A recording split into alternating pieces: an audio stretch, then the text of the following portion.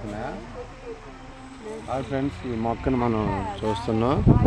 ఈ మొక్క వచ్చేసి నేలయం మొక్క.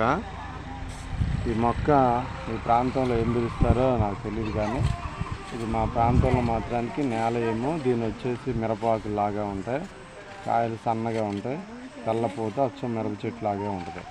దీని ఉపయోగాలు వచ్చేసి జాండీస్ వచ్చిన వాళ్ళకి కానీ, తర్వాత రక్తంలో ఇన్ఫెక్షన్, వేరే దురదలు లాంటివి, రక్తంలో మార్పు, ఎలాంటి మార్పు వచ్చినా రక్తంలో హెచ్ఐవితో సహా ఏ రకమైనటువంటి రక్తంలో మార్పు వచ్చినా దీన్ని పొడి ఎండబెట్టుకొని పొద్దున్నే పరిగడుపు గోరువెచ్చ నీళ్ళలో కొంచెం ఒక పావు స్పూన్లు సుమారుగా మీరు దీన్ని వాడుకోగలిగితే పొద్దున్నే పరిగడుపున ఇది బాగా చేదుగా ఉంటుంది.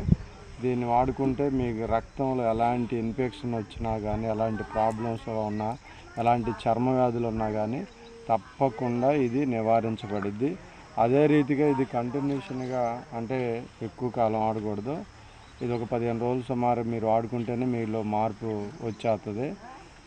తర్వాత ఇదే మనకి జాండీస్ వచ్చినటువంటి వారికి కూడా దాన్ని ఆ రీతిగానే మీరు వాడుకోవటం వల్ల కూడా మంచి ఉపయోగాలు ఉంటాయి. ఇవి తప్పకుండా దీన్ని ఉపయోగించుకోండి. ఇంకా ఇది పాములు, ఎలాంటి విష ప్రభావం కలిగినటువంటి దానికైనా సరే ఇది ప్రథమ చికిత్సగా చాలా ఉపయోగపడిద్ది.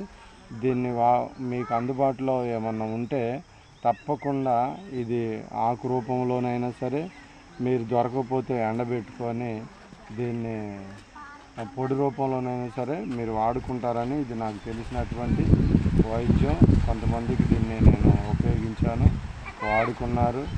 అలాగే మీరు కూడా వాడుకుంటారని నేను దీన్ని మీకు తెలియజేస్తున్నాను. Thank you.